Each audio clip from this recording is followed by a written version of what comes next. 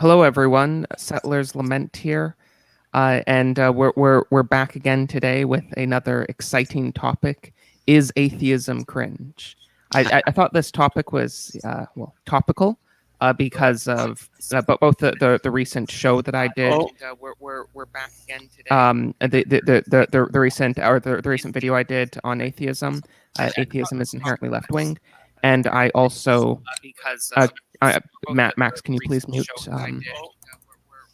I can hear this all coming through your mic. The recent video I did on atheism. Oh no. Okay, I'll mute you. Please keep yourself muted when you're not talking, Max, and mute the tab you have open because we can hear that. But yes, sorry for that. Yes. So the recent video I did, atheism is inherently left wing, as well as Renaissance Man here has had several discussions with an atheist, which I thought were quite interesting. So that has all kind of had my head in the thought space for that topic recently. So that's why I thought it would be interesting to discuss this topic. And in particular, we have two ex-atheists here. I kind of wanted to see if I could get like a based atheist on. But I don't know, there weren't really any that I knew in our circles that that I could get to come on. I'm not saying there aren't any like atheists who are acceptable. I just don't really know any that I could invite. So that wasn't really an option. I don't know. Maybe I'll have a follow-up discussion with an atheist at some point. But Renaissance Man and Max here are both ex-atheists. I kind of had like a vaguely agnostic period, like I think a lot of kids, a lot of people do growing up, but I never was really an atheist, so I don't think I should really count myself in that. But yeah, so I mean that's basically where we have to start with from this. Renaissance Man, do you want to start us off? Well, I think we can answer the question just very quickly. Is atheism cringe? Yes. I mean, there's not really much else that needs to be said. I think there's a lot of places we can take this, but I think just getting that out of the way, and I don't think anyone in this call is going to disagree, might be a good start. Yeah, I mean, I agree. Atheism is quite cringe. I suppose to start off light, I can just bring up something that I had mentioned before the stream started. Is I have quite the funny story of a guy I talked with online once. Who was an atheist and said he briefly became Catholic once in the hopes that God would give him a girlfriend. And, I don't know, he might have just been messing with me. He seemed serious. But like, it was quite a detailed story. So it's not the type of, it's not like he just like said it. So I don't know. I mean, doesn't that make him God then? Because if he believes in God and then expects God to do what he wants, doesn't that place him in primacy over God? That's kind of strange. Yeah, I mean, I don't know. It's weird. But he like told me about how he went to RCIA and went to like the classes and the mass and everything for like 9 months. And then when Easter rolled around and he was about to be received into the church fully, he still didn't have a girlfriend after 9 months, and he figured this clearly isn't working, and he never went to church again. Has he figured that maybe it might not be the best idea to have a girlfriend if he has that kind of mentality? Yeah, I know. It's just annoying. I mean, yes, obviously, he obviously didn't like believe in God in a meaningful sense, and he obviously is not mature enough to have a girlfriend. Which is actually quite a blessing. I think for a lot of people in the chat, if you are having, hopefully not struggles exactly like that guy, but if you're, if you don't have a girlfriend and you're upset by that, it's probably better to not be able to have a girlfriend than to have a girlfriend when you shouldn't have one. The damage that can happen in the latter case is much less. It's much worse than in the former case. I mean, think about it, right? Like, can you imagine the poor girl, right? She's probably this Catholic home girl, like homely kind of girl, looking for a nice guy, and she marries this guy who's like this pseudo-Catholic who's only there because it gets him a nice woman. Yeah. I mean, that would be cursing her, wouldn't it? Well, doesn't this go to the old definition of an atheist? An atheist is someone who's sure God doesn't exist and is very angry at him. Like... So often, and don't get me wrong, there are fascinating debates on this, and you can go down the well. I certainly have of apologetics and a bunch of different philosophical and scientific arguments and everything. But I'm sure most people who have had these discussions are pretty pretty accustomed to them actually boiling down to, I am emotionally angry at the way the world is, and so therefore God can't exist, much less than it usually is. Yeah. I have very specific scientific reasons I can't Oh believe. yeah. Oh Yeah. Like you Can I watch even the academic. Like sorry. No. Oh, okay. Didn't mean to interrupt. Let me point something out here. By the way, it's Max. If anybody's listening, I stopped doing Red Pill Religion podcasting, blogging, any of it, or any social media more than a year ago. And but that's kind of where I'm from. I used to be an atheist, and unlike Mauritian, it literally took me decades to smarten up. Because I'm in my 50s, and I've done huge research over it for the years because I started a project with a bunch of others, an Anglican friend who might be listening, Andrew Sutelites and John Baptiste and Oda and a few other people, because we perceived that the atheists were a movement. And this, and that it was a movement that therefore should be treated as one and addressed that way. And the further we went into it, the more we tended to find it's true. I think Andrew and I, for example, don't entirely agree on how far the roots go in the modern world, or how high up they go. But in any case, I have a number of fascinating interviews with people, including former atheists, and a book that every apologist should have. And I'm not an apologist. In fact, I have never set out to be a Christian apologist. I don't do apologetics. I'm not good at it. I'm good at other things. I am good at pointing out the absurdities of atheism as a social phenomenon and as a political and religious movement. A book everybody should read, though, in apologetics is a book by research psychologist Paul C. Vitz, through Ignatius Press, actually, but he's a legitimate research psychologist who, using both statistical analyses of atheist groups and profiling the world's most famous atheists, he comes to the rather convincing conclusion, which you can go out and test now in the real world. Over 90% of them are male. Okay, the female atheists do exist, but they're extremely rare. They're almost always male. And over 90% of them have broken father relationships. Oh, Their dads. Over 90%. That's for the few women too. They're mad at their dads. They have no dad at all. They are, and having been one of them, by the way, I am that statistic. All right, I won't go into my tortured, my broken family. Let's just say it was pretty broken. And yes, when you say they're mad at God, yes, especially they're mad at their dads. And that's virtually all of them. And if you start testing it and watching for it, or you just start looking at psychological profiles of what a fatherless, what are so-called father issues are, you will have put your finger on 80% of atheist psychology. And so that makes approaching them an interesting challenge. Because some, if I might go on, some wind up getting recruited into the cult religion network that we all on the old, Escaping Atheism Red Pill Religion team called capital A Atheism. Yeah. could you give the title of the book for the audience? Because you mentioned the author, but you didn't give the title. Sorry. Yes, please find this book, Paul C. Vitz, VITZ, Faith of the Fatherless, The Psychology of Atheism. You can, of course, find it on Amazon, but, find ways to give another bookseller your money is what I would say. But it's, and he's a very respectable research psychologist. And since we're talking about the science of these folks, and really, you'll be able to spot it even in the professionals. Almost all of them have broken dad relationships. Not all. The ones with the worst ones will be the ones who immediately say, I get along very well with my father. Then you've hit bullseye. But another book is, let me try to remember it. I've mentioned it so many times. It was by another research psychologist called Born Believers. And it's definitely worth getting. It's by another research psychologist, Born Believers, The Science of Children's Religious Belief by Justin L. Barrett.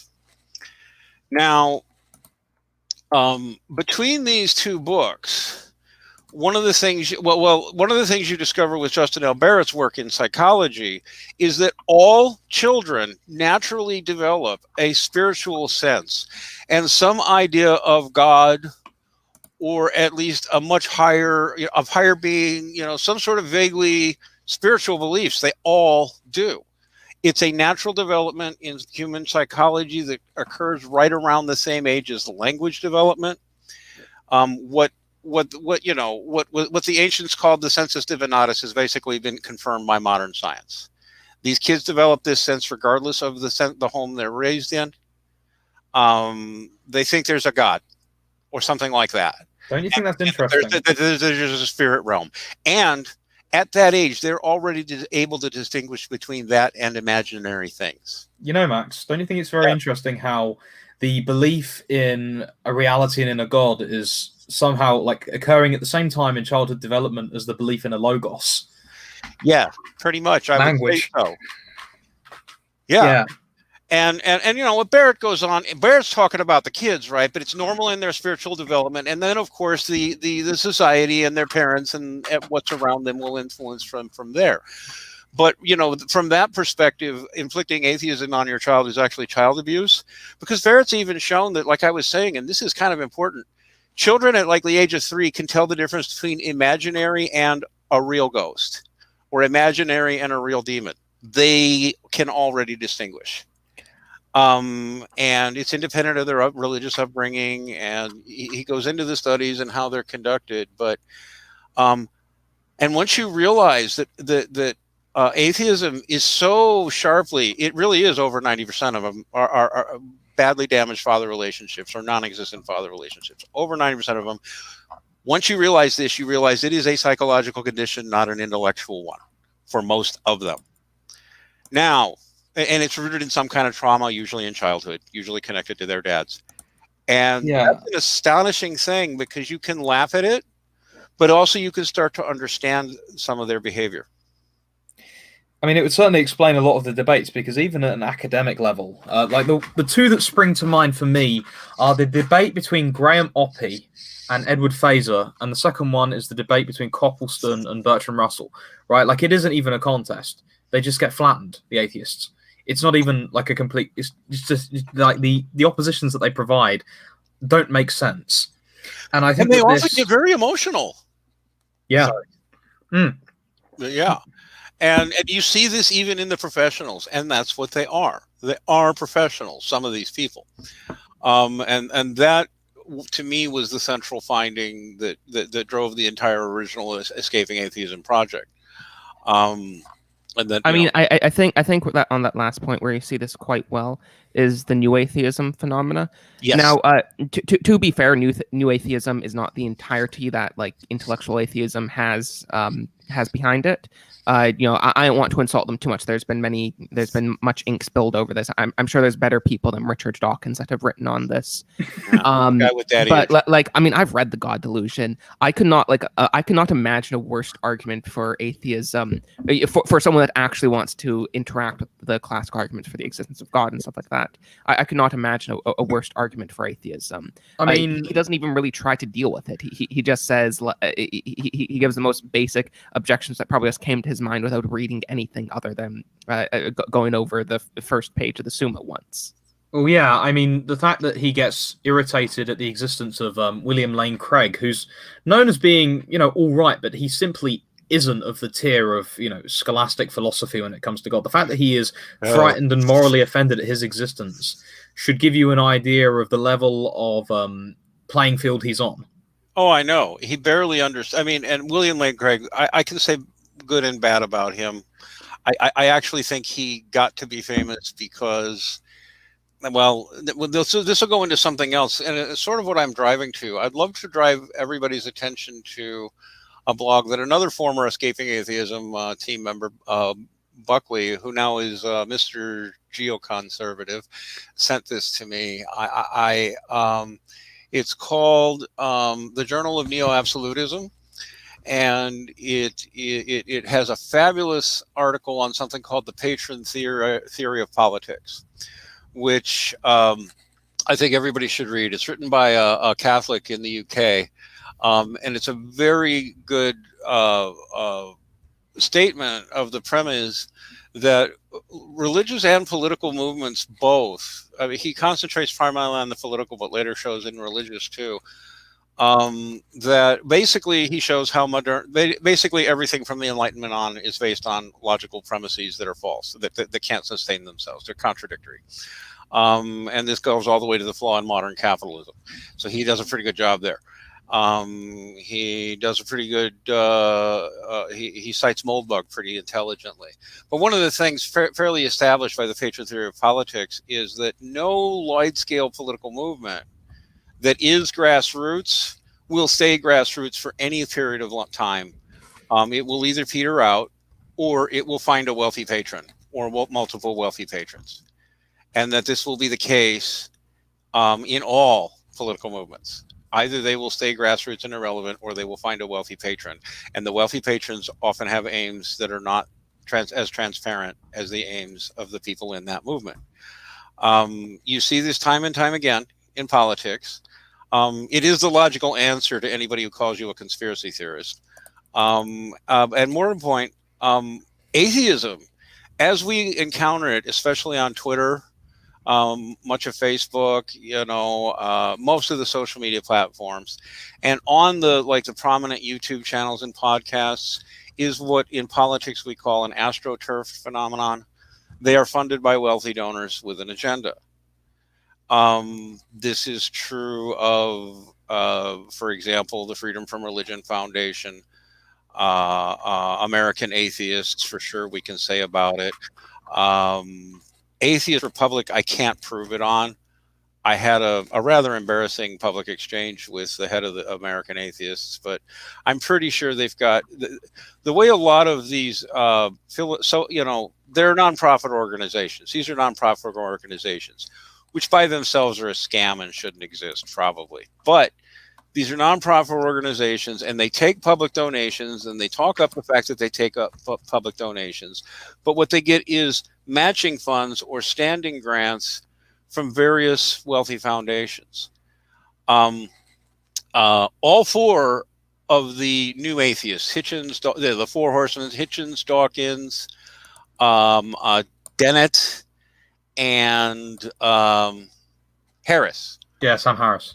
All four of them, good buddies with Jeffrey Epstein. Okay. Yeah, but Jeffrey Epstein, to be fair, Jeffrey Epstein funded pretty much everyone. Jeffrey Epstein funded prominent atheist materialist thinkers. Jeffrey Epstein funded people and was buddies with Steven Pinker. Should not be used too many times for YouTube's sake. I'm sorry, what did I say? I'm sorry. Just the name of that person is saying it a million times will probably scare off YouTube. Oh, okay. I'll have to remember which one. Steven Pinker?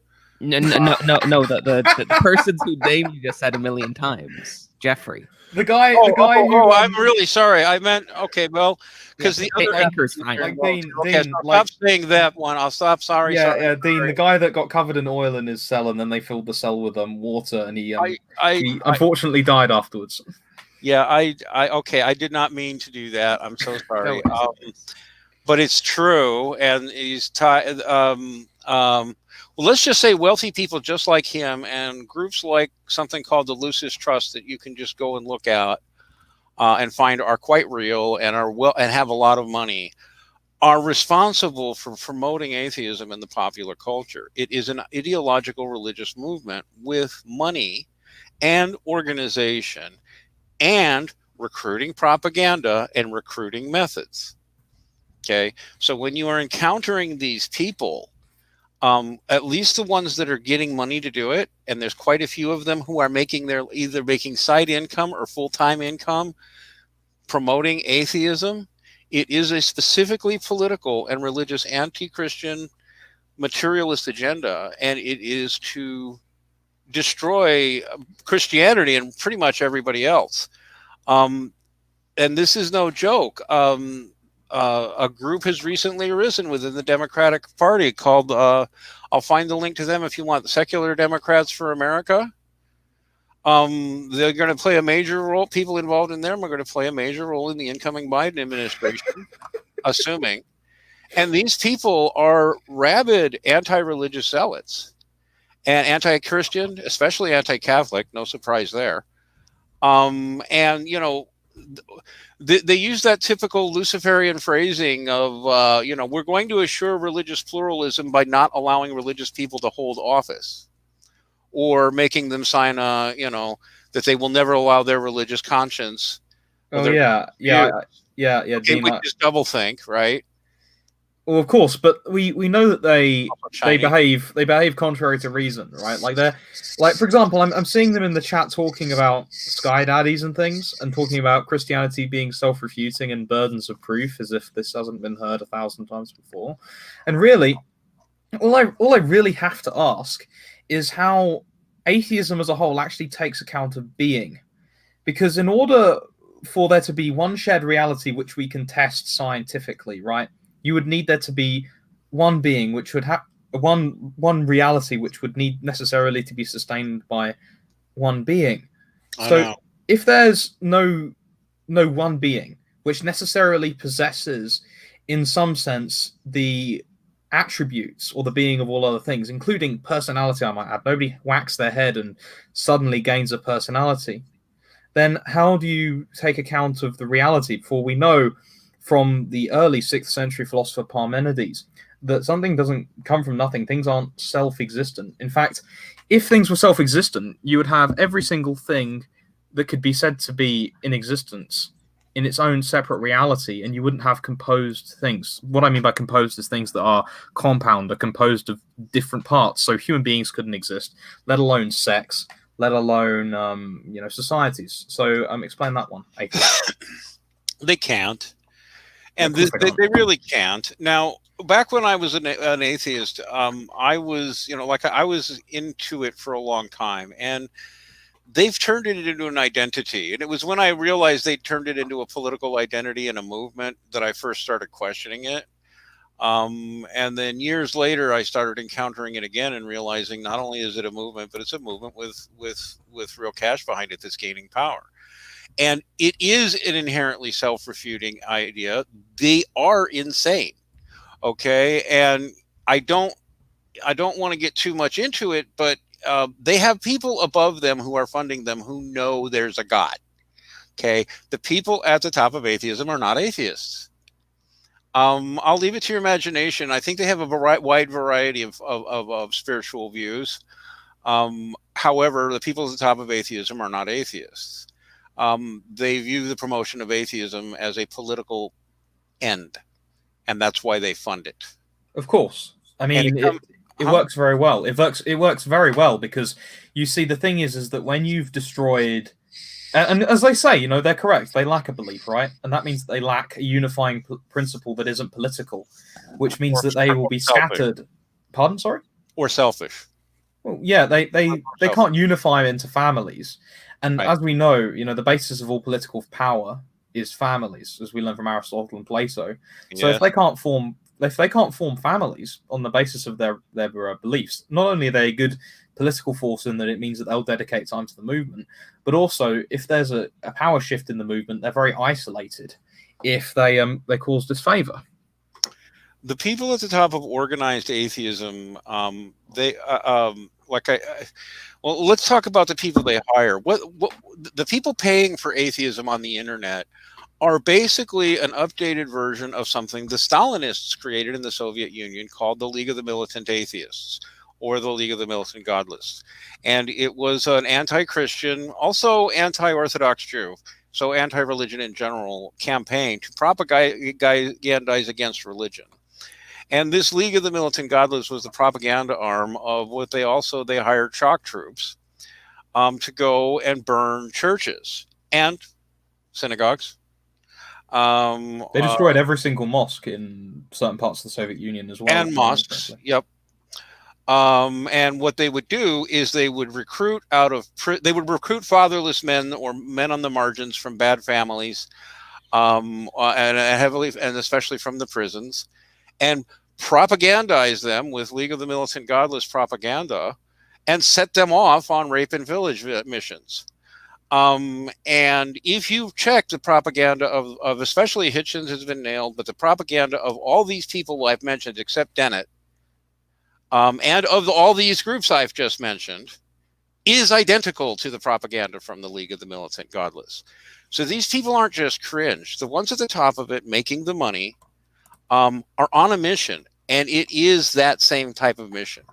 Now, does that mean the everyday dumb atheist on the ground knows any of this, or he thinks he's going to be part of a program? No.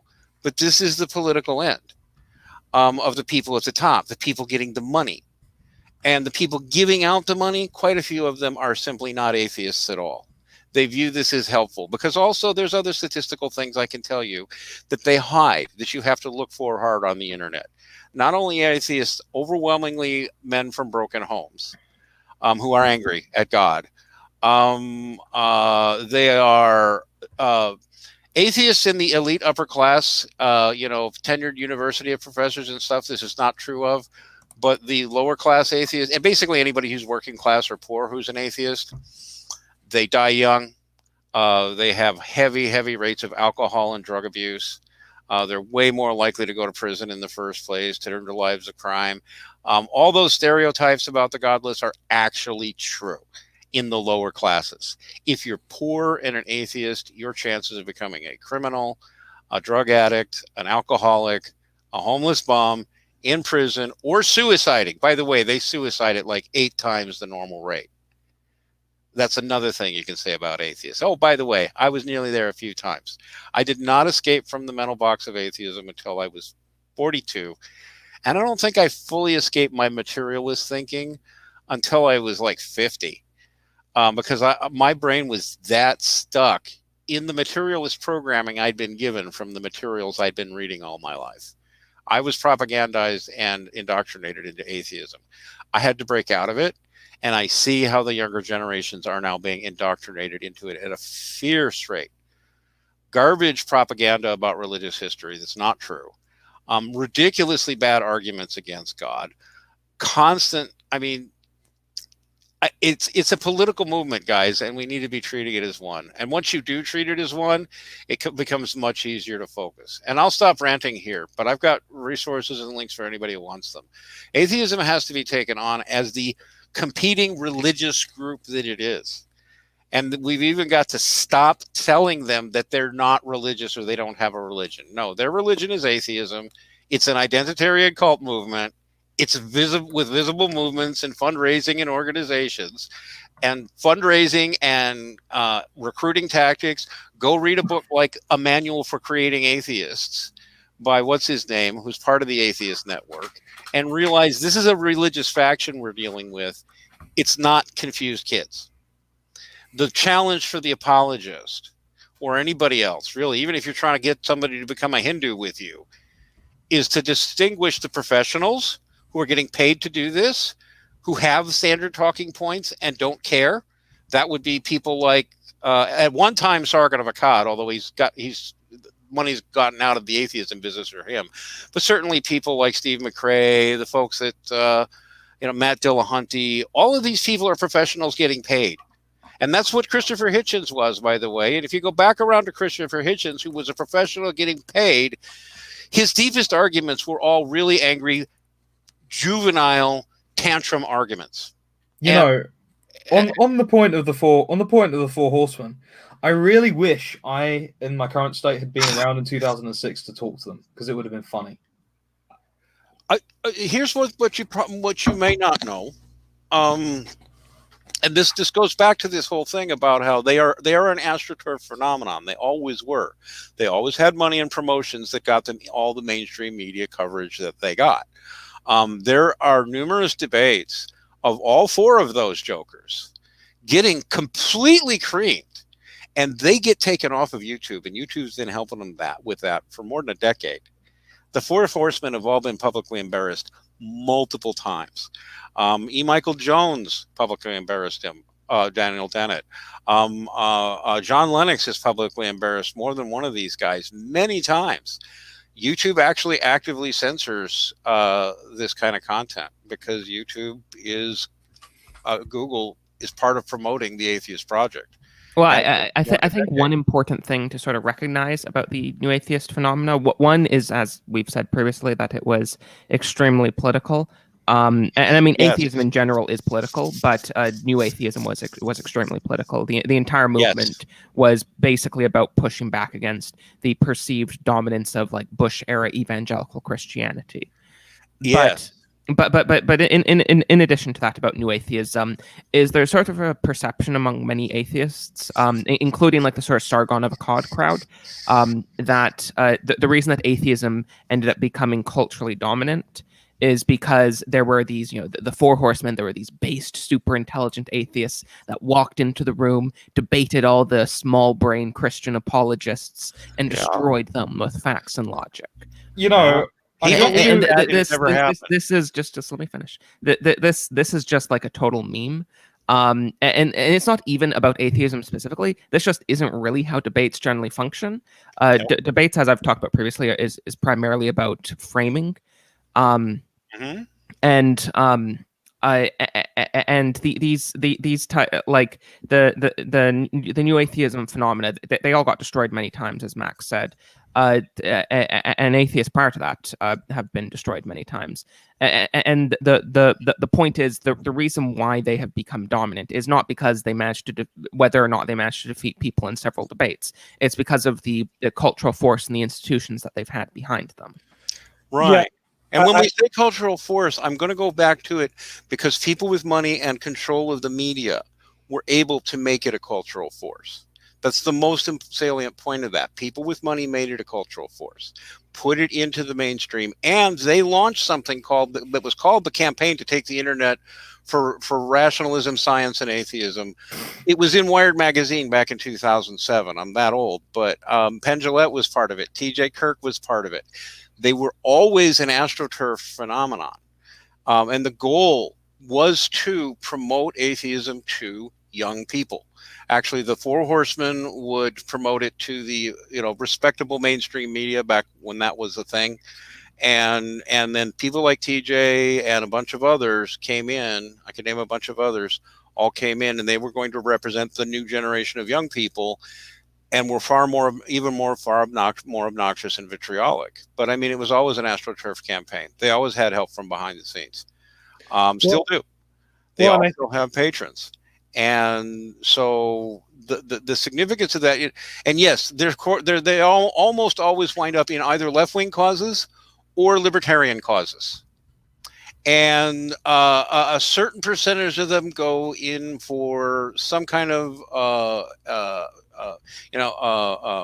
hard-ass ethnic nationalism, and they're always the most dangerous ethnic nationalists because they're the ones ready to kill. But most of them wind up some kind of left wing, and it's easy to see why. When you're an atheist, when you think you're just a sack of goo that came together, when you really believe that, you're just a sack of goo, more or less, that came together through blind random natural forces and competitive random mutations and natural selections leading to who and what you are, the big monkey that you are, and then you're going to snuff like a candle when you're gone, then there is no actual motivation to any sort of virtue, no matter how much you try. It was a box I tried to escape. I tried to be a good guy. I tried to be a virtuous person. I didn't know how. I didn't have any mooring, right, except feeling. And so if you could talk people into becoming atheists, they become more manipulable and more gullible and easy to please with porn and drugs and hubris. Feed their egos, tell them they're something special. They're brave. They've discovered, something everybody else can't. They're smarter than the rest of the world. They're better. You feed them that stuff, and you've got a cult movement. What I would say, though, and Structured Thoughts actually pointed this out in the comment section, it's all well and good pointing out all of these serious mental problems that atheism obviously causes. But I think there's two things that ought to be discussed. First of all, showing precisely why it's false. I mean, more the fact that there can't actually be such a thing as truth if there's a denial of God. And second of all, how we're actually going to deal with this. Because it's very clear that logical argumentation isn't dealing with it. It's very clear that, personally, I think one of the best things we could do is bully them out of masturbating. But, there's got to be practical approaches to this problem. I'll give you 3 or 4, if I could. And obviously I failed on this somewhat, but that doesn't mean someone can't learn from my mistakes and go on with the same idea and succeed. I see some people are.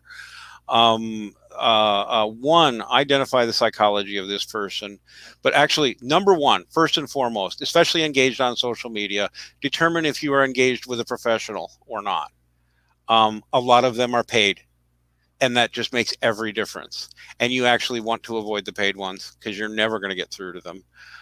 If you can find the amateurs who are just follower atheists, part of the atheist crowd, they've joined it as Rob says, from deflating atheism to get a cheap sense of validation and identity, flying their little, capital A spaghetti monster logos.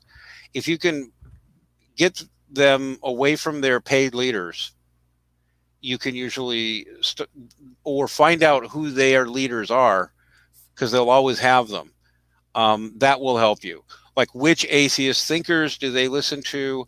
Which atheist groups do they hang out in? This is only a little tricky because they're always very sensitive. So they'll always claim that all their ideas are all their own, and nobody ever influenced them on any of this thinking. But if you're persistent, who do they read? Do they like Dawkins? Do they like Hitchens? Do they hang out at Atheist Republic? Are they more cerebral and into like the Skeptics Network? And that will give you an insight on their psychology. I mean, I read some of the stuff off Atheist Republic sometimes, and I think, but that's really cool. Like, this isn't mocking religion. This is really cool. Well, they're real jerks, but they're really hateful too. I mean, some of it's funny, and some of them they're inadvertently funny on themselves, and they don't even get it. But some of them are really quite malevolent and nasty, and I've had run-ins with them that way. Because at the end of the day, some of these guys, when they say they want to wipe out all religion, they mean it. And when they say they want to take people's kids away, they mean it. And that's a wake-up call we should have. There is definite need for political action against this secularist tide, and to start stating that we are against secularism, because I am officially against secularism now, and I suggest other people say the same thing, because the secularists are now bullies. Look at that secularist coalition of Democrats for America. I'll send you the link if they want. They're going to have a prominent role in a Biden administration. And their goal is to stamp out all religious expression in government and to stand as neutral parties above all religions, which is inherently tyrannical. So I think this is actually where you're going to see the biggest change, because, all the new atheist stuff, like, I was around for all of that, and I listened to all that stuff, and I read all the Four Horsemen and everything.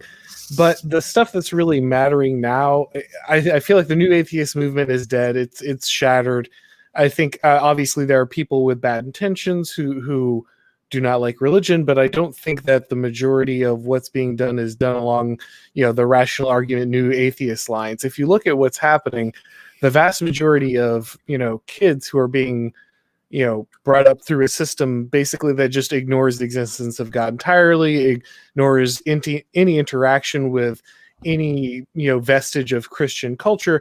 You can ask the average, group of 12-year-olds about the Christmas story, and they won't know the most basic thing about it. Like, you can ask the average, 9 or 10-year-old, and they will have literally never heard of any part of the Bible outside of maybe Jesus. And so they don't really need to bring like a large number of arguments or irrefutable proofs or, big debate performances.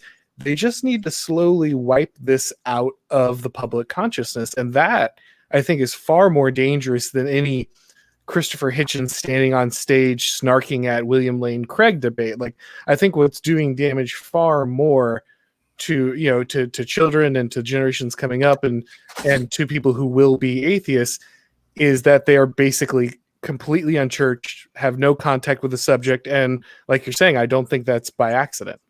Auron, I would agree with everything you just said, except to tie it back to where I was just at, but to bring it back down. What's actually not happening is that they're unchurched or they don't know anything. They get on the internet. They're already from broken homes, most of them, and they have no entertainment but getting on the internet. So either gaming or going on YouTube or whatever, and they're hit with an inundation of anti-Christian propaganda, and it starts at a really early age. And that's who a lot of the early internet stars were, like TJ. They were supposed to, appeal to 15-year-olds. This is more than a decade ago, right? But they were supposed to fulfill the angry 15-year-olds on the internet. Well, yeah, and I mean, like, I came from a religious background, evangelical, not Catholic. But still, I mean, growing up, just with the basic media that I watched, I got tons of atheist, anti-religious messages all the time. It's not something niche. It's not something that you have to be from a progressive background or anything to see. It's just unless you sort of self-segregate your children and make sure that they're not getting into this stuff. This is just what the progressive mainstream wants you to see. But that's what I'm saying is I think, I don't think that they even need to stream a lot of these arguments directly. I think it's basically just leaving this void and then nudging. All you need is to drop and do you really want to think about, the world like that? Do you really want to be ignorant and backward like these people? If every Christian character you see on television or anything else is just some ignorant person who hates gay people, do you think that that's going, that's not going to... They don't have to work hard, I guess is what I'm saying. By the time these kids get to 15 and online and, running into that propaganda you're talking about, Max, I think they're already there. I think they've already set them up for this experience. Yes. And that just confirms what they've already been imbibing from public school and from entertainment. And notice how many of them are from the divorced generation, which means they're already got father issues. It's not that father issues automatically makes you an atheist, but we know it makes you prone to it. It's a product of abuse. I think. I also think. I think that another thing as well that needs to be very much addressed, and frankly, the religious institutions are very squeamish about addressing, is that the current culture sexually is posed in such a manner that you are exposed to it at an extremely young age. I've known people who are as young as 5 being exposed to pornography. I think the average age is something like between 8 and 10. You've got 90% of people being addicted to it. And you have all of this licentiousness being treated as if it's normal, when in fact there's actually very serious psychological consequences to this. Like, I think there was a psychologist, Father Chad Ripperger, who's also an academic psychologist and philosopher. Yeah, who showed that there were no less than 17 different psychological consequences of indulging in lust, not even specifically pornography, but any kind of licentious sexual behavior.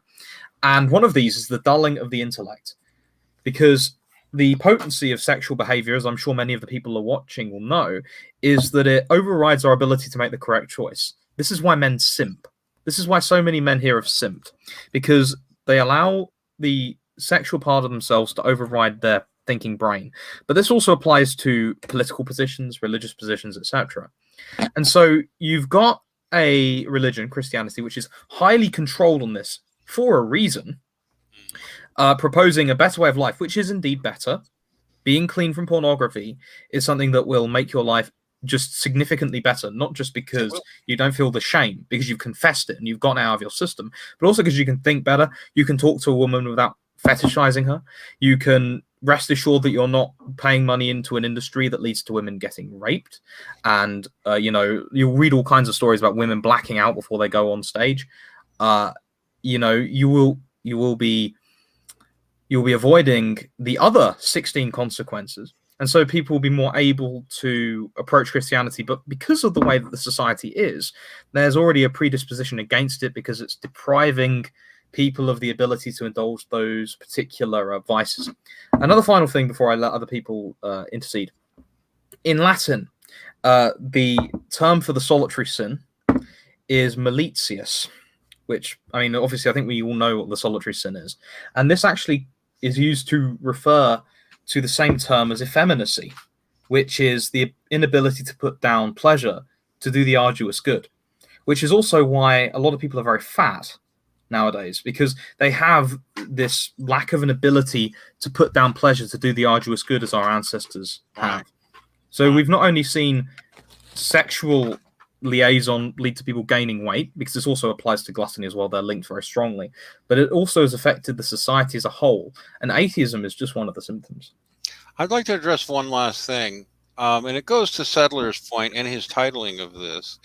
I actually think Okay, as contrary as it is, here's how I'm describing the average atheist to you: is a very confused and angry 13-year-old boy, and he may actually be 45 or 50, and that's even sadder. But that's where his psychology is, and sometimes, of course, when you've got somebody who's got these anger issues, sometimes they need to see kindness, and so sometimes you have to be gentle.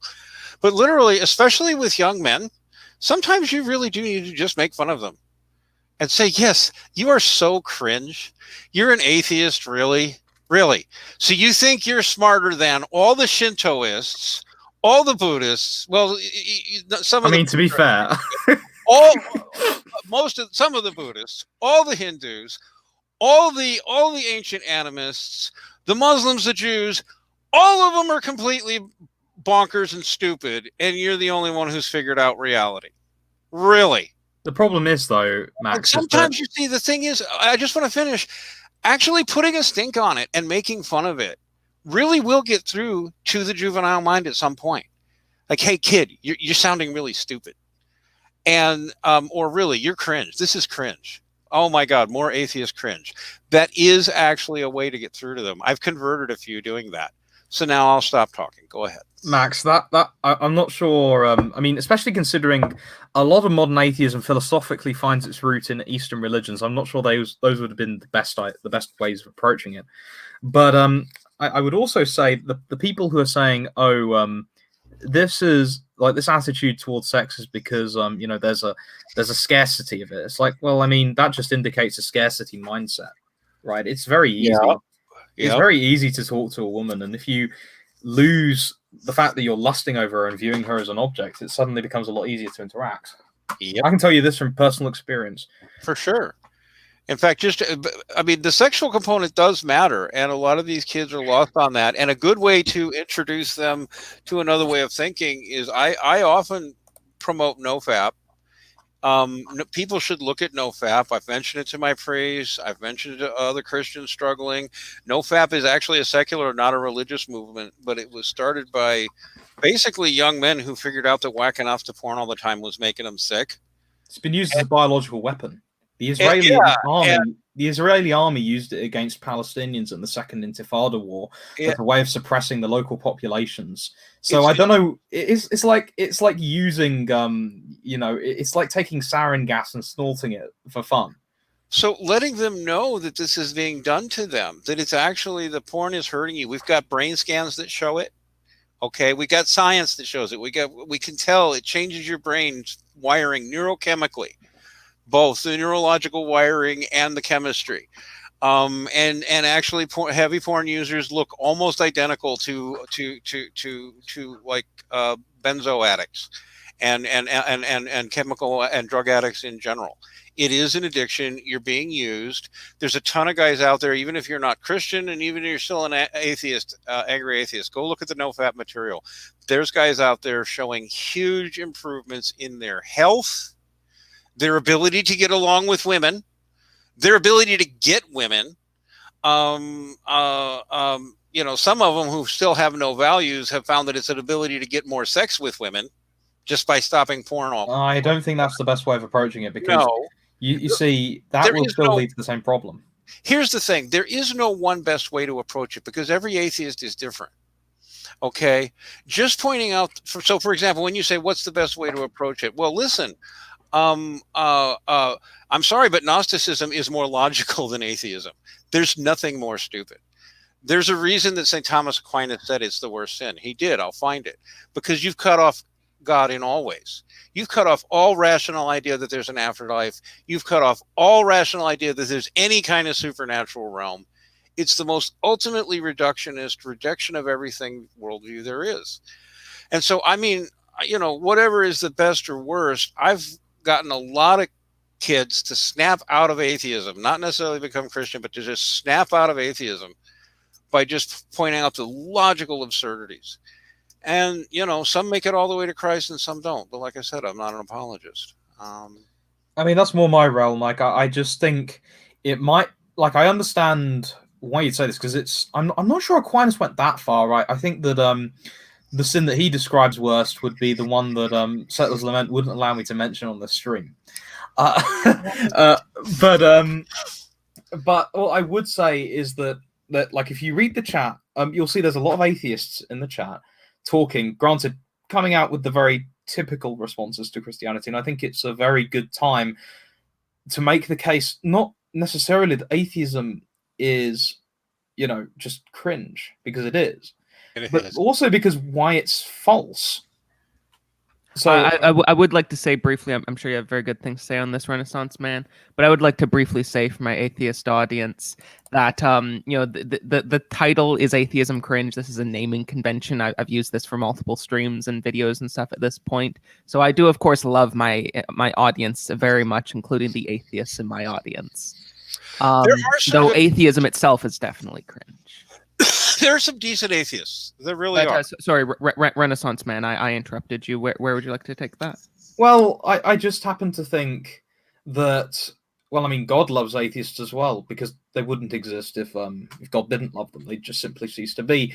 And I think, granted, I can see why a lot of these people became atheists, because of the way that the sheer anti-intellectual, emotional attitude of evangelical Christianity, and at large, I suppose Christianity post the 1960s, with some exceptions, and thankfully it's finally changing. I think we needed the Four Horsemen to actually kick us in the pants to actually start learning. But there is a gigantic tradition here of actually in fact, I'd say, frankly, superior in people who were superior in the intellect, in their intellection to modern academics, that wrote massive treatises on this. We have the Church Fathers, we have the Scholastics, and people are ignoring these. A lot of them aren't translated from Latin and from Greek, but when you've got this very low IQ, go to the Sunday school, Jesus loves you for 5 hours straight, for years and years, and there's no actual substances, no surprise that some people would become apathetic, which I think is really the problem for most atheists in this chat. They're apathetic rather than these frankly insane pseudo, maybe like borderline Bolshevik or Menshevik, crazy atheists, right? I think the majority of it is the just lack of a care, because they don't know why this was believed and held so seriously. They just assume that the ancient people were stupid, which they really weren't. They were more intelligent than us. So one of the misunderstandings I think you see a lot is, if you've ever taught, especially like younger children things, if you've been a parent or you've taught younger children, you know that you have to start with like low resolution concepts and then move to high resolution concepts. And this happens with everything, anything, because as humans, we have to understand very complicated things very early in life, at least at some level, to function. And so what happens a lot of times is that kids get very low resolution versions of, Christianity or theism taught to them.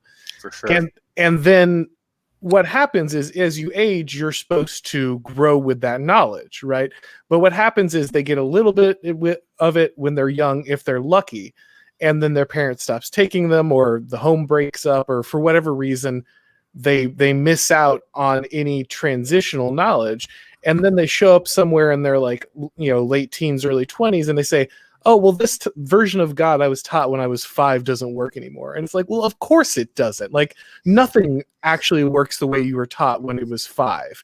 But, you were taught a version that was graspable for you at that age, and you were supposed to grow along with that knowledge. But what you see so often, especially, with the new atheist types, again, we're just, Dawkins isn't going after, complicated philosophical arguments. He's going after 5-year-old arguments. He's going after arguments that are low resolution, taught to children, and thinking that he is just Einstein for dunking on stories for 5-year-olds.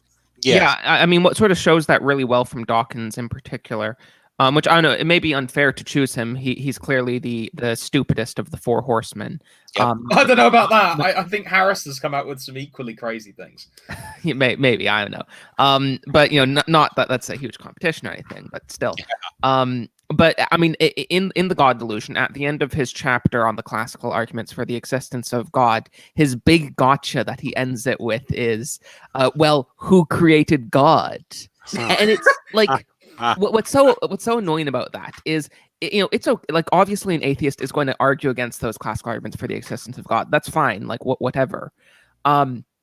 The issue is he clearly just doesn't understand them at all, because the whole point of those arguments is to deal with that concept, like why doesn't God need to be created and what is God?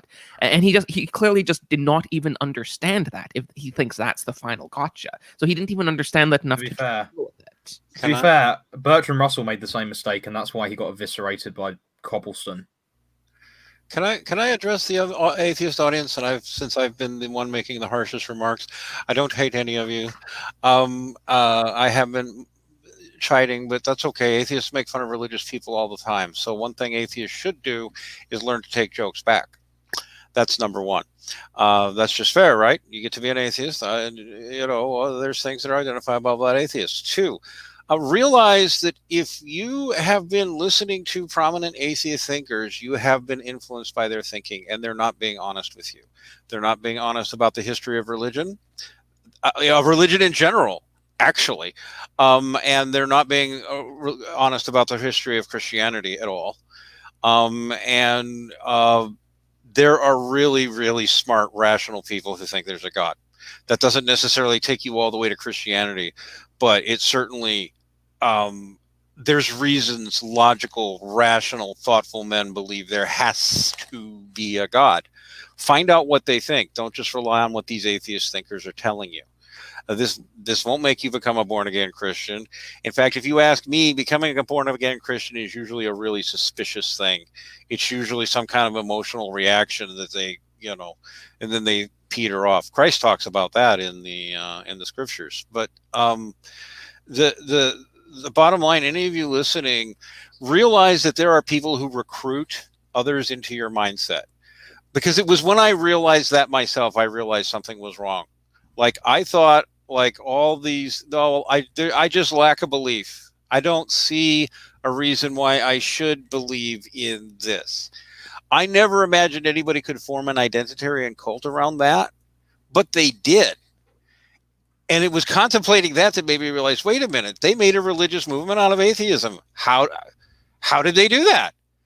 And they did. And go and look at it and realize you've accepted a set of premises, a faith-based premises, by the way, because to be an atheist is a faith-based proposition.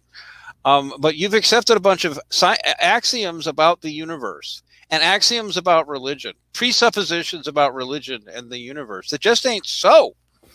There's good reasons. I mean, Christians get mad at me when I say this, but Shintoism is infinitely more rational than atheism. It just is. So is primitive animist religion. It really is more sophisticated and thoughtful. My God, I can't believe anybody could just sit there and say there is nothing spiritual, there is nothing supernatural, and there is no higher intelligence above us. Well, and I think one thing that might be interesting to go into, if you guys want to go down this rabbit hole, is that what we've seen kind of on what you're saying there, Max, is really what was the new atheist movement kind of splintered and went three ways. And you see some of them basically just abandon that and go kind of into the woke stuff, like the social justice kind of religion, because that's just more passionate and draws more people now than atheism did. You see a few of them still hold on. Atheists, though. Oh, they are, but what I'm saying is they pursue that much more fervently than they do their avowed atheism, I guess.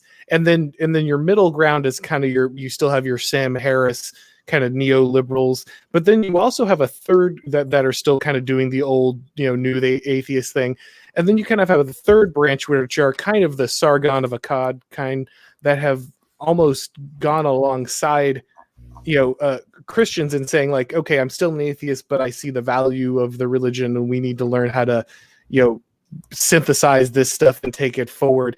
And so what you're seeing is really that they've broken and they've all kind of most of them have abandoned that just strictly new atheist stand, and instead have almost partitioned off into glomming onto other value systems to try to bolster their atheism. Yes. In fact, I could tell you some stories about Sargon and his crew. And because not only was I an atheist once and part of this crew before they came along, but I remember vividly the Atheism Plus drama. And this points right at what you're pointing at, too. Sargon Sorry, just to ask you a question quickly, Max. When about was it that you stopped being an atheist? I stopped being an atheist actually officially around 2006 or 2007 when the Four Horsemen started.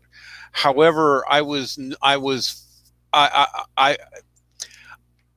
more or less agnostic, still leaning atheist. Yeah, so let me think it through. Because it was a long time. It was not an easy process for me. But basically, I got into I had a very high profile, very high trafficked blog at one time, and I got into some tussles with PZ Myers and them and the people at Science Blogs who went on to go on to Free Thought Blogs. And they were so vicious and so political and so stupid in some of the things they were saying, and they were attacking me. This made me realize, don't call me an atheist anymore. That would have probably been around 2007. I just don't want anything to do with it anymore. And then I went off, like you just described, Aaron, of looking for different people or value systems, because I said, this is stupid. Don't call me this. These people are obnoxious and retarded. They've made a religion out of it. I assumed it would peter out. I didn't know it was going to keep growing. Because it just, but and I, explored Gnosticism. I explored Islam, Judaism, spent a lot of time talking to Jews, Hindus. I went on a long journey doing comparative religious studies and stuff like that. Even as an atheist, I had done some comparative religious studies, but only in this sort of at college, like taking comparative religion classes and such. But even then, I was doing it as that sort of snooty, comparing all these different religious philosophies. But from that snooty, I'm an atheist and I'm just kind of psychoanalyzing all these belief systems. I still couldn't take them seriously when I was an atheist. When I gave up atheism, that was a shatter moment for me. It's that, do not associate me with this word anymore. These people are morons. These people are crazy. Like I said, I went on years of searching. And by the way, this is also why some Catholics and other Christians find me odd to talk to, because I have a lot of friends who literally are things like Mormons, Hindus, Buddhists who are not atheists, witches, pagans. I have friends in all these religions, and I came to Christ after a real long journey through there. This is also why I'm not rude to people of other religions, because that's not how you bring them to Christ. I guess that was a long answer to your question, but I came out of atheism at roughly the age of 41 or 42 by simply declaring myself not to be one, and to be something else. And it took me years to figure out something else. But what I think is really interesting about what we're seeing is specifically, especially kind of the classical liberal types who would have been, laughing along with Hitchens, trying to dunk on Christians, a decade ago. You see the Weinstein brothers, you see, Carl Benjamin, you see these guys saying, okay, we're still atheists, we still aren't on board with all this stuff, but clearly there's a lot of really important stuff here and we don't understand it. And they're trying to extract like the social good out of religion and try to like paste it onto, I think, neoliberalism, which is, I think, doomed to fail. But I do think it's interesting that has been a big shift in what the atheist movement was trying to do. It's a very different animal than it used to be because, like I said, it's fractured these different directions, and you can see it trying to pull desperately at values from outside of itself in hopes that it can keep moving without actually having to give up the atheism, which I think is a really interesting phenomenon. I think that it's all well and good talking about all of this very short-term stuff, because I personally think that this kind of new atheism stuff will be largely irrelevant in 15 years. But I would like to remind people here that the church, the Catholic Church at the very least, when it thinks not in decades or even in generations, it thinks in centuries. And so I think if there's going to be any coherent response, because frankly, I don't see a mass conversion happening in my country. I see a lot of people, frankly, masturbating and aborting themselves out of existence. And I think that the only things that can be possibly done is talking to the people who will listen. And that will involve a lot of, rational argument and debate. Like I had my debate with Anti-Citizen X. He wasn't convinced, but I'm pretty sure that a lot of the people in the audience were. I think it will take a lot of that. It will take a more calm approach rather than like an offensive kind of thing. I do think you should get them on moral issues, because I mean, like a lot of the times, a lot of their oppositions, for example, the oppositions they take to parts of the Pentateuch, right? This is based on weakness, and you can point that out to them, and this is something that's perfectly legitimate to do. But I think that, like, the long-term thing, like, I think that long-term needs to be discussed, and coping with the end of atheism, because these people, they think that they're going to wipe out religion. They're not. They're not, because they're like, as we know, and as we've been repeatedly showing for thousands of years, atheism and secularism do not make sense. They will try and they will fail. This is something that is going to happen 100%. So I think there needs to be a discussion of how we ought to, first of all, cope in the meantime. Let me push back. I'm sorry. Oh, sorry, go ahead. Yeah, go ahead. I'd like to push back at you. Atheism will not be going away in your lifetime. It is a funded political movement which recruits teenagers. Yeah, not in my lifetime. It will never go away until its funding sources go away, and it is not grassroots. Therefore, we will be constantly coping with it. And in the next few years, in America especially, we will be coping with it in a big way, because it is being indoctrinated into children in a big way. And a hostility to Christians is being indoctrinated in a big way, especially here. And so when it comes to approaches, one of the things I would say is that we all have our charisms, we all have our gifts, we all have our strengths and weaknesses. I actually tend to get along better with thieves, whores, and prostitutes than I do with respectable people. Well, and I tend to use rough language. I run another podcast I won't even mention the name of on here, because we use a whole lot of coarse language on it, and we're talking to people on these bottom ends of the society, and they use coarse language, and they require a completely different approach. And even when you're going into the lower classes, which is most of people now, back just like when Christianity started, most people are lower classes now, or will be shortly. You need different approaches for different people. Sometimes that's going to be compassion. Sometimes that might be a different attitude. But have no question, we're up against a funded opposition that constantly recruits and educates and indoctrinates children. So it won't go away. It can, unless that state system goes away. Now, if that state system goes away, you're right. But what I'm looking at is a civilization that's collapsing, and exactly. We're going to have to rebuild. Let's assume the New World Order, Great Reset crap eventually falls in on itself, which I really pray. We're still going to have to rebuild society, and we're going to be at the ground up with people who barely can read and write again. Okay, yeah, like the thing though, I'm saying like 200 years from now, I don't think that there will be any atheists, and frankly, considering the economic hit that we've gotten over the happenings this year, we've had the worst economic crash in Britain for 300 years. I don't think that there will be much funding going on in, say, 100 years. I think this is a problem for for my lifetime, and not for maybe to some extent for my children. But I don't think we need to worry, because they just simply aren't having the children.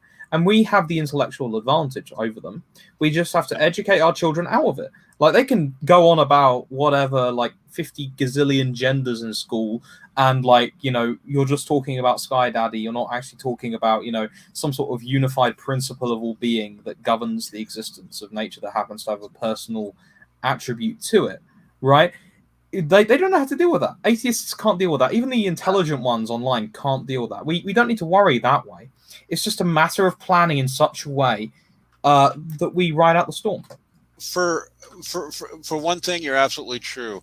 The grand irony of atheism is that it is clearly a Darwinian dead end, from multiple perspectives, either looking at the life outcomes of most atheists outside of the upper classes, or just statistics on things like suicide. Atheists are unable to maintain solid relationships. They have few to no children. Atheist women have 0 to 1 child. Non-atheist women tend to have 1 or 2. Slightly religious women tend to have 2 or 3, and very religious women tend to have 3 to 5 or more.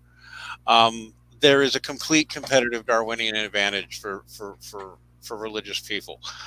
That should tell you also there's something wrong with atheism. They kill themselves, they die of drug overdoses, and they don't have kids. They abort and masturbate their way out of existence. it's the most futile thing in the world. The only thing I would point out to you, Mauritian, is if your goal is to make people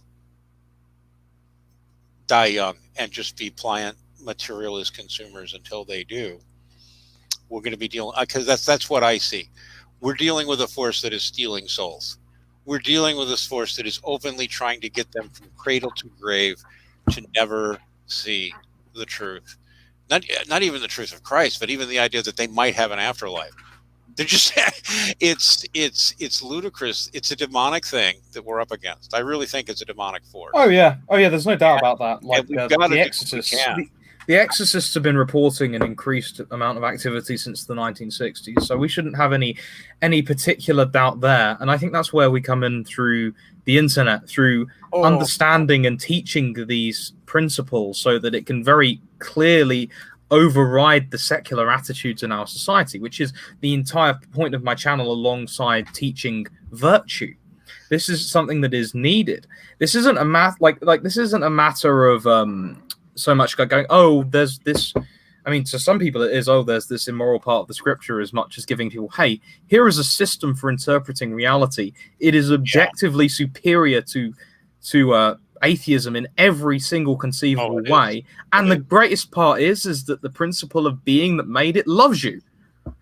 You just mentioned something that there was a moment of cringe of a Catholic exorcist. It was not Father Rifferger.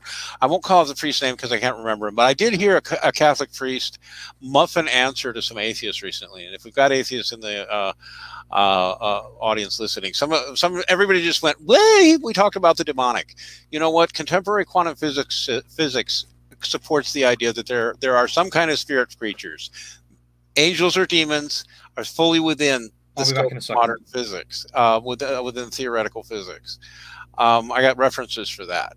Or you could interpret them other ways, but non-material beings that interact with us, yeah, quantum physics affirms those probably exist now. And I heard this Catholic priest, an exorcist, he muffed an answer from an atheist, because the atheist said, I go into for all kinds of heavy metal, devil, satanic music and all that, and no demons have ever bothered me. And sadly, I can't believe the priest muffed this answer. He says, well, that's because the devil's already got you where he wants you. And that's not good enough, because in fact, a lot of it will tell you, if you're an atheist, you are actually far more manipulable by non-material intelligences, aka demons.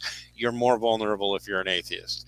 They don't need to possess you. They could just push your sex button, your drug button, your ego button. They play to what you know. See, demons, non-material intelligences who interact with us, demons are experts in human psychology and are thousands of years old, if not millions. They're as old as the universe, pretty much.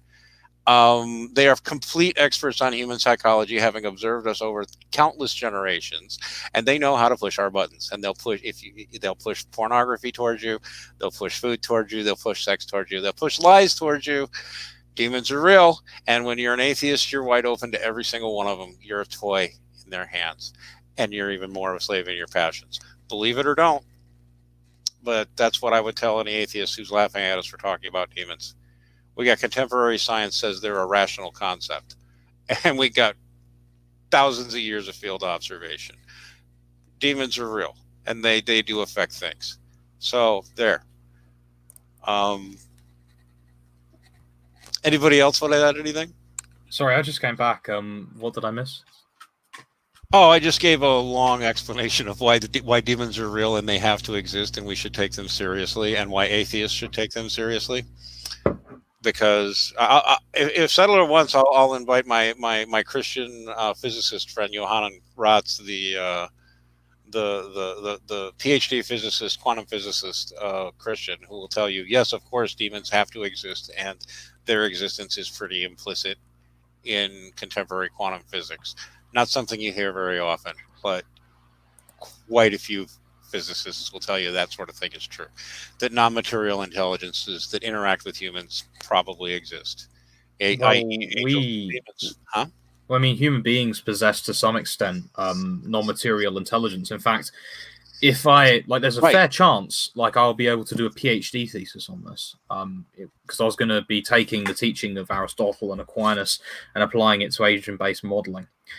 It is a fact, and this is something that many cognitive neuroscientists will disagree with, but I've done the course. I did a course on it, and I tore apart this textbook on it.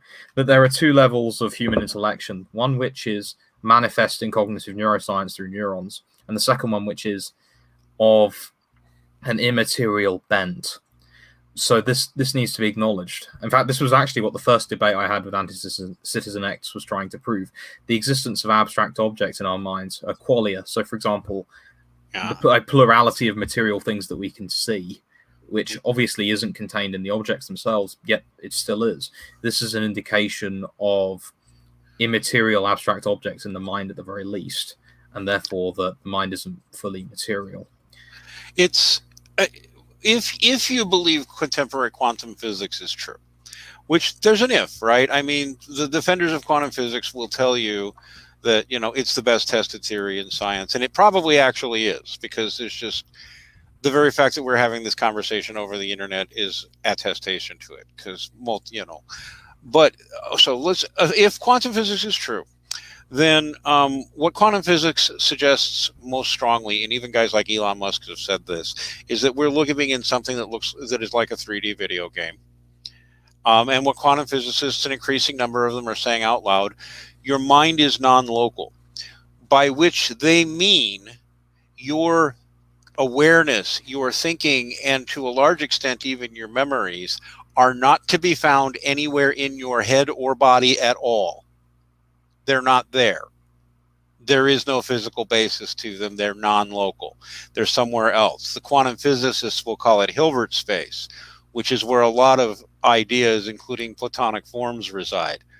And so, and I'll send you a link. Remind me, Elliot. But there's a great book by Rupert Sheldrake, a member of the Royal Academy of Sciences, who lays out really quite convincingly that Thomas Aquinas, 800 years ago, in his descriptions of how angels experience reality and how they would move through time and space, exactly, and I do mean exactly, matches how quantum physicists would describe a non-material intelligence interacting with us. Oh yeah, I mean, Dionysius the Areopagite, who, according to some, was writing in the 6th century and others in the 1st, his description of the physical forces which are manifest through virtual particles very closely line up to the way that powers, the rank of angels, are described in his on the heavens, which is interesting. But I also saw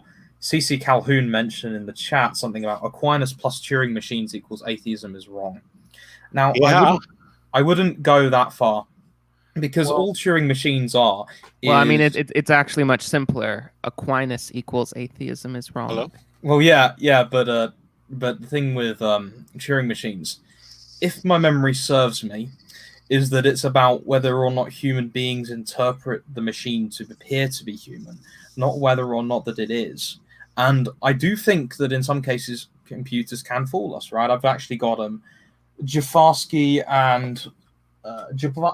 and Martin's textbook in my shelf on text and speech processing, right? You can balk speech processing to fool people.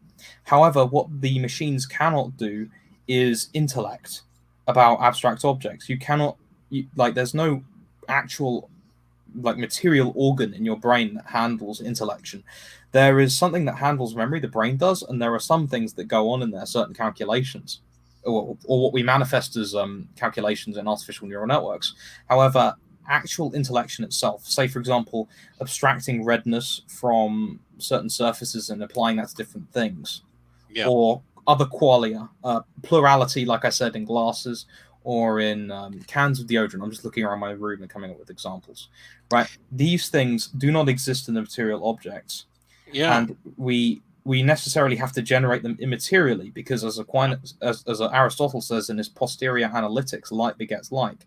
And if these things were material, And we can't find, but like if this was material, if our brains or our intellect was purely material, we would never be able to come to a sense of qualia in the sense of plurality or redness, because Correct. the redness itself in itself and the quantity in itself is not actually present in the objects themselves. So this wouldn't work. What you're pointing to there, and every word of that you just said is irrefutable. I think I couldn't detect a single flaw in your argument. Goes back to Daniel Dennett and cognitive scientists in general, because Daniel Dennett has made many claims about what they can do or the way intelligence works that he absolutely cannot back up scientifically or otherwise. He's an embarrassment as a scientist, not just as a philosopher. He's an embarrassment at both. But what the cognitive neuroscientists like Daniel Dennett have been promising for my entire life but never been able to deliver is a solution for what's called the cognitive binding problem, which goes right into what you're talking about right there, Elliot. Also sometimes called the hard problem. They cannot account for human will, the actual, they can account for desire. They can make you horny or lusty or hungry, but they cannot account for the will to simply pick your hand up and grab a hamburger and eat it at this moment. They can't account for that. They cannot account for where memory is.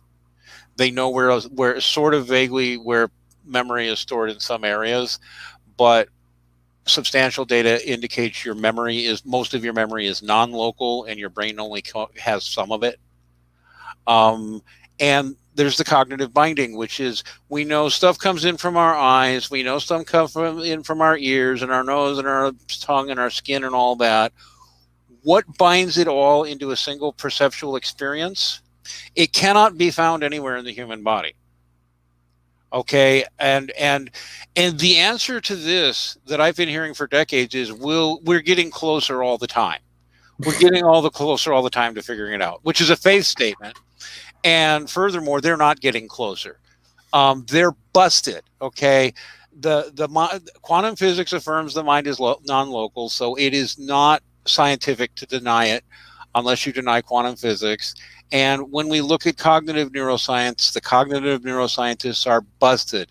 They cannot account for the unity for awareness, will, or just binding all these senses together. They cannot account for any of it anywhere in the brain or anywhere in the entire nervous system.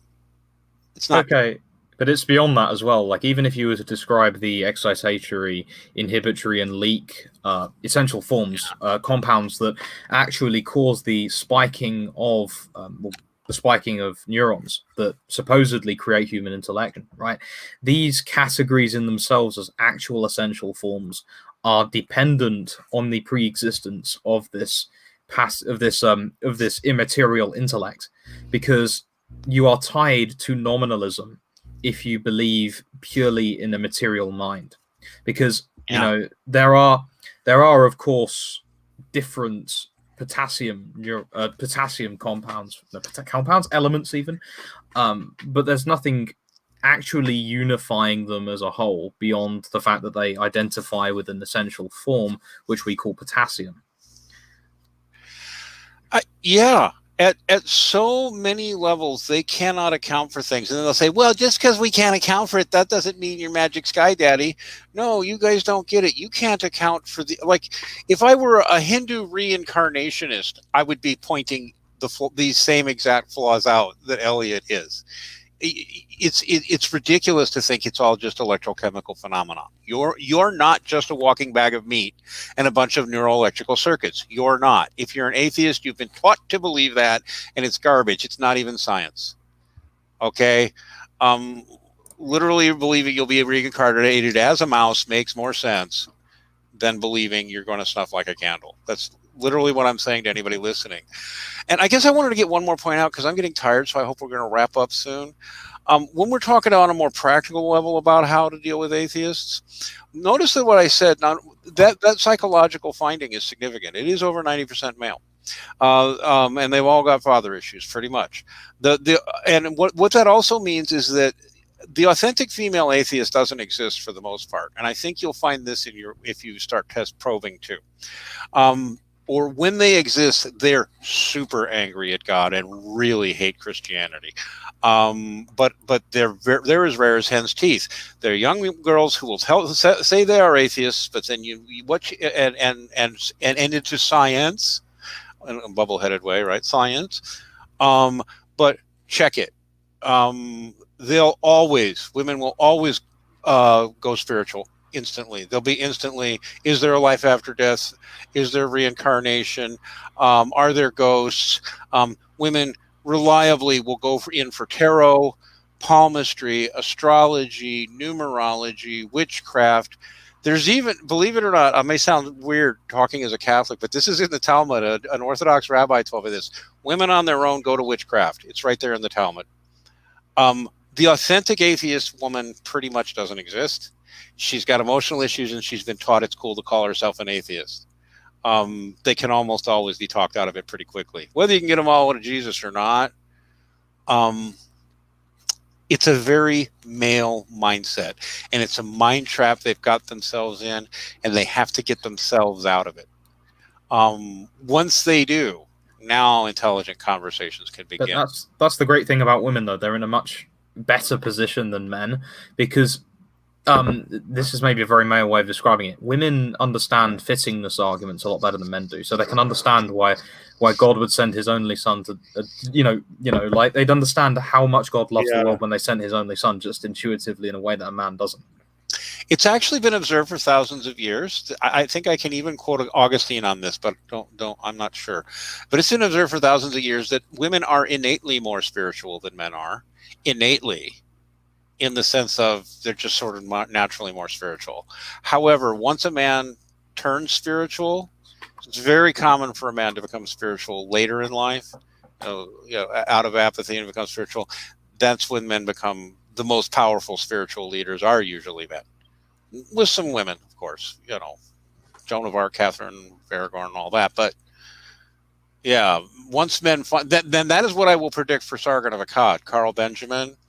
I got stories going way back with that guy. I was in Gamergate with him. I saw the Atheism Plus thing go down. He was part of atheism as an organized political movement, and he was a useful idiot to globalist technocrats. They promoted atheism to promote a communist worldview. They recruited young punks like Carl Benjamin and some of his friends, Shoe on Head and all that, to become atheists in their network. And then they booted them out. That's what the Atheism Plus thing. It was social justice throwing the non-social justice atheists out. And so all these people like Sargon of Akkad and his fans and all of them are trying to find a new philosophy. And it's actually been comical watching Sargon over the years, in particular, because I know he's going to make a magnificent churchman one day if he lives long enough. But he's got this, he was indoctrinated into the atheism cult on the internet. Completely. And when he was thrown out into the snow with a bunch of other people by Atheism Plus, he thought he would recreate atheism in his own image with his new skeptics network. And then that bombed. And then he got into his liberalism. And all the whole trajectory Auron describes is right there. Carl Benjamin, I hope he's listening to this. He's wandering and further and can't even figure out why he keeps running into these Christians, particularly Catholics, but also some others, who are really smart and have good ideas, but he's like afraid of it. When he finally turns, and I predict that he will, he's going to be a force to contend with. Because he won't turn Muslim, he'll turn Christian. He does kind of look a little bit like G.K. Chesterton's Man Who Rediscovered England. But that said, gentlemen, I do have to go. But I really appreciate you having me on. It's been a good talk. Thank you so much, Auron. Hope we didn't overtalk you too much. Yeah, thank you. Good to you. I have one super chat. I challenge Sargon to come talk to me sometimes, but I think he's still afraid of me. But anyway, this has been fantastic. I hope we can do it again. Yeah, we can hear you. Okay. And maybe we could talk about men's rights one of these days, because there was that crazy movie I was in. That might interest your audience too, Settler. Yeah, sure. So I have one super chat. Is Settler still here? I don't think he can hear me. Are we the only ones here, Elliot? Max, I don't think you can hear Settler. Oh, okay. Oh man, if I can't hear him, that means I've been over talking him. I apologize. Yes, for the last 2 minutes. Yeah, for the last 2 no, minutes. really? Okay, sorry. Hang on. Yeah. Yes. Sorry. So I just got a super chat from my subscribe star. Speaking of which, guys, I have like almost 200 people here, and I've only gotten one super chat. Like, what's up with that? Like, come on, I need some cash. It's Christmas. Hey, come on, guys, cough up. Settler needs some cash. Yeah, I mean, we are providing free entertainment for you. Throw something in the tip jar. It's the day after Christmas, guys. Like, come on. It's Boxing Day. Settler's Lament deserves a Christmas present. He does. He does. I give him $10 whole a month, and for that, he comes to my house and shines my shoes every day. But teasing. Sorry. But yes. So Harris Raman asks, why do ex-Muslims usually become left-wing atheists? I mean, that's his question. I would say my main problem with his question is I don't know if that's quite true, because I do know many sort of left-wing, borderline atheist people from Muslim backgrounds, but all of those people that I know call themselves Muslims. I don't know, like they're like progressives in every way, but they like wear a hijab if they're a female or whatever, and they still call themselves Muslim because by Muslim they mean Middle Eastern or whatever. It's just like a cultural term for them. So I'm not really sure if that's accurate or not. That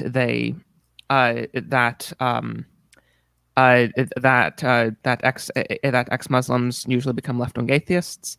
That's not really my experience. Not my experience either. Like I've got some very close friends who are both a Shia and a Sunni, and they are like probably more hardcore Catholics than I am. Yeah, I know quite a few ex-Muslim Christians, so I don't know. I haven't seen any statistics on this, so I'm not really sure. But I mean, I do know a lot of the time when people reject religion, it can often be because there's sort of political things associated with that religion that they don't like. Well, they might just want to have sex.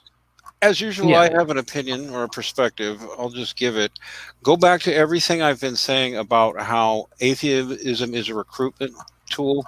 It is a recruitment tool for the social justice left. And then when they don't go when they leave the social justice left, then they start wandering like Carl Benjamin is and so many others. But they're getting recruited into it. And I've talked to Muslims who are complaining about it being done to their kids. I've talked to Jews complaining about it being done to their kids. They're recruited into it, and they are told social justice is the logical fix. Okay, so we are still, I'm going to keep saying it, we're up against a political force here. Call it secularism. And there's even this thing from Steven Pinker called the secularization hypothesis, which is false, but which states that children who are educated in modern Western liberal democracies will naturally always become atheists. It's not true, but it is literally being indoctrinated, not just through the pop culture, but through the schools. And work on me. When they leave, let's say you grow up Muslim and you've decided to leave Islam, these people are the first to catch you. That's basically the short way I'd put it. You've decided to abandon Islam for whatever reason. You have. Who are the first person coming to you and telling you Islam is oppressive and and all religion is the cause of all your problems? The Marxists, the atheist recruiters. Okay, they are getting recruited. It's just so important to know that. This is why so many turn atheists. This is so many angry ex-Christians turn atheists too. They're getting recruited because there's plenty of natural ex-Christians out there who don't become angry atheists. Atheism is a civic mindset, and they entrain you into it. And I think I'll let that be my last remark for the evening. Thanks you so much for having me on, Settler. It was a pleasure. And sorry if I overtalked. I didn't hear you. Yeah, no worries. Thanks for joining us. I think it was just around the end there where that problem happened. I don't think it was the case for the whole stream. Oh, good. Well, God bless you all. And anybody who's an atheist, I will be your friend, but I will tease you because really, Thag the Spider God makes more sense. It just does. All right. God bless everybody. Good night. Peace. So I have another super chat. Merry Christmas, Settler. Thank you for the quality stuff to listen to. Thank you very much. Great commentary one for the money. And Also, just one other piece of shilling, not for money, but join my Discord server. We talk about like religion and politics and stuff a lot there. So if that's interests you, join it. Link in the chat. But we didn't really get a chance to get around to it yet, Renaissance Man. But you were talking about earlier that you wanted to discuss the issue of the burden of proof, which atheists bring up a lot. Well, I was talking largely about just their methods of trying to disprove religion, right? And I think one of the most obvious ones, which has been talked about to death, was Christopher Hitchens' famous razor of extraordinary claims require extraordinary evidence, right? And from there, well, I could just go, what do you mean by extraordinary? Doesn't that change with the society that you're in, right? It wouldn't be an extraordinary claim in, say, 1500 to suggest that Jesus is truly present in the Eucharist in Western Europe. But it certainly does seem to be now, although it still is. So this would be a ridiculous razor to use. But also for the burden of proof, I think they've got it backwards, really, as I mentioned about an hour ago now. When they actually understand what God is, they'll say, "Oh, the burden of proof is on the the accuser or whatever." Right? But if they actually understood what God was, they would realize it was actually the other way around. Because all God is pure being. He is the being that provides being to all other things. And we know from our observation that things are not eternal in this world. I can break something. Right? So it's actually the burden is actually on the atheist to prove that there is no pure being unifying these things. That's what I wanted to say. But also the fact that this isn't actually a logical argument. There's nothing in logic that implies the burden of proof. It's a legal concept. But that's basically me just pontificating because you completely took me off guard there. I completely forgot I'd even mentioned that. No worries. I got another super chat question for Max. I miss your conversation with John C. Wright. Any chance of more? Sorry, he just left, so I don't know. I don't know if where he has that anywhere. If it still is. If it's still sitting around, he doesn't really. Max doesn't really have any public internet presence anymore. He hangs around on my Discord server, and he has a Discord server of his own. But I'm not going to link it because I'm not sure if he wants to get flooded with a bunch of people. But if you would like to, Tom Kelly, if you would like to ask him about that conversation, I'd suggest joining my Discord server, and you can ask him there. So sorry that he just left after or just before you asked the question. But yeah, I don't know. Do you have anything else about atheism you want to talk about? I mean, one of the reasons I brought this, I decided to do this topic was because I thought those conversations you did with Anti-Citizen X were really interesting. I mean, in one sense, they were the sort of standard stuff you'd expect from an atheist, but they were still quite interesting. Actually, the super chat you just got off of P Strubify, I think this is actually a really good idea because, as Max said, he's not much of an apologist, whereas I suppose to some extent I am, right? And he goes like, please make a live stream about why religion as opposed to why not atheism. Because yeah, I mean I agree. Just to read the super chat, thank you very much for the super chat. It's very generous. P Strubby or whatever, for $50, please make a live stream about why religion as opposed to why not atheism. I was intending to do that eventually. I just because of as I said, because of Renaissance Man streams he had done recently, and because of the atheism video, I thought it would be interesting to do a live stream specifically on atheism. But I was intending on doing some other stuff about religion. I would say, firstly, though, on like why religion, that's not necessarily the most useful way to frame the question, because for the believer in any particular religion, it's sort of a trap by the sort of new atheist phenomena to expect you to expect you to defend religion in general and not your particular religion. Because, and I mean, I can say certain things about how like religion has pro-social forces and how it's probably better for a Muslim country to be Muslim than atheist, but I'm not going to defend like Islam generally. I'm not going to say that like Islam or religion in general is a good force. I'm going to say that Christianity or Catholicism specifically is a good force. But I would like to have some more live streams on religion. We can talk about it a bit here. Yeah, I mean, like this is why I was kind of dismissive of atheism in the stream, and it's because as you can kind of see with Max Kolbe's comments, right? Well, Dean's comments, right? He used to go by Max Kolbe, that's why I'm calling him that. I don't think there's much steam in it. What I'm much more concerned about is these new religious movements, and with what Father John Harden called the new paganism, which, and also this was mentioned to some extent, I think Hilaire Belloc mentions it in The Great Heresies as well, which was written in the 30s. And that is the development of these strange New Age cults, which, although underplayed nowadays, have not gone away. They're still there. I'm talking at the very earliest about things like Mormonism, the Jehovah's Witnesses, the very strange cults that you see online. Like there was a cult on, I think it was 8chan, where people worshipped circles, right? Because there is all of this. I mean, it's obvious that atheism isn't satisfying. You can tell from the people in the movement, and you can tell from the sheer levels of mental gymnastics they will go through to deny that there might be any truth in the scriptures or in theology. But what the majority of people will do is they'll fill that religious outlet in some other way. And that will be a new religious movement. That will be an emergence of a specifically anti-Christian paganism. And it is going to be a real problem. Because not only is it going to be irrationally opposed to anything that is Christian, which is anything that is good, but also it's going to have its own principles that are going to actually need thinking about. Right? Atheism, you can easily refute it, right? You can tell an atheist, oh, like there's no supreme being sustaining your universe, right? So there's no reason why your universe can exist. You deny the soul despite the obvious evidence of intentionality not having a physical organ and likewise certain parts of intellection, right? You can tell them that, the supposed immorality in the Bible, from the Torah through to the New Testament, are things that are either easily explainable or as a result of their own moral failings. But these things are very easy to do.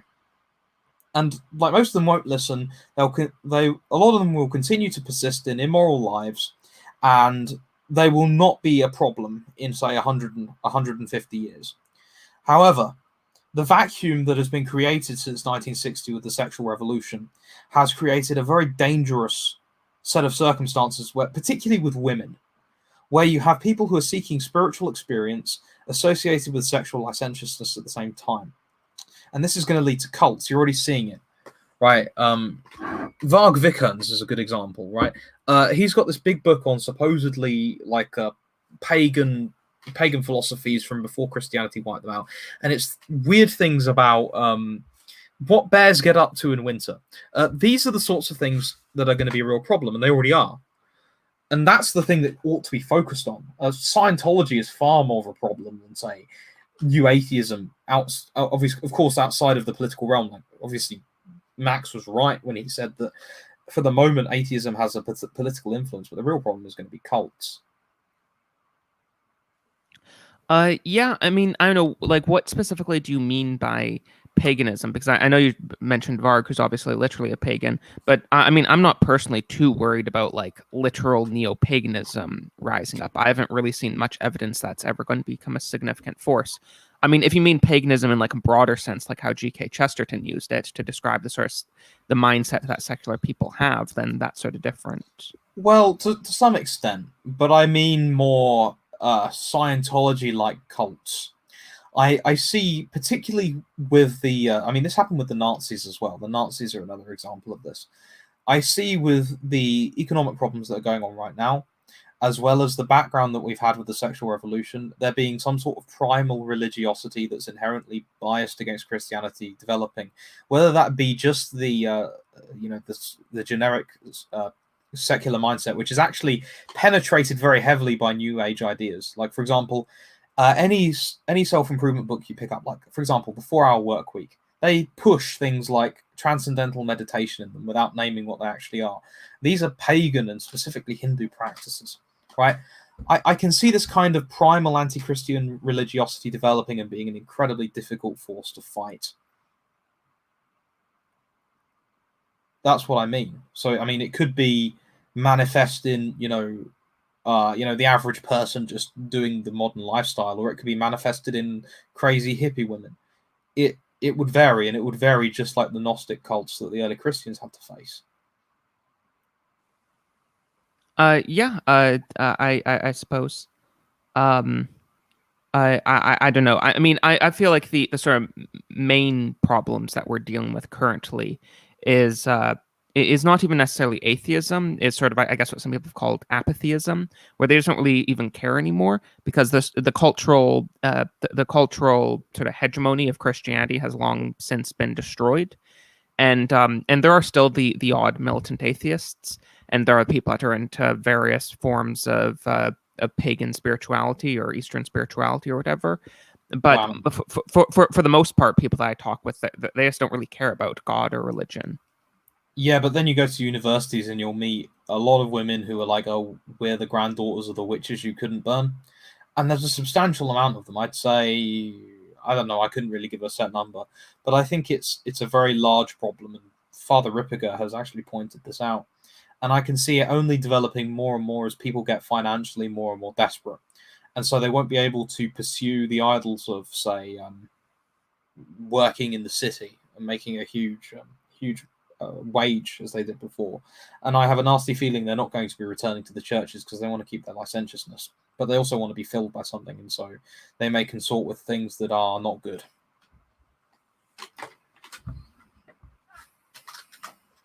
But this is just a guess, really. I certainly think it's more of a threat than atheism. Okay. So I mean, I don't know. Do you have anything else you need to or want to say on the topic of atheism today? Not particularly. No. Okay. Well, I guess I'll wrap things up there then. So yeah, everyone, thank you very much for joining us today. Please donate to Settlers Lament over at Subscribestar or Patreon or whatever. Join my Discord server, and yeah, follow me on Twitter, all that type of stuff, and become Catholic. And yeah,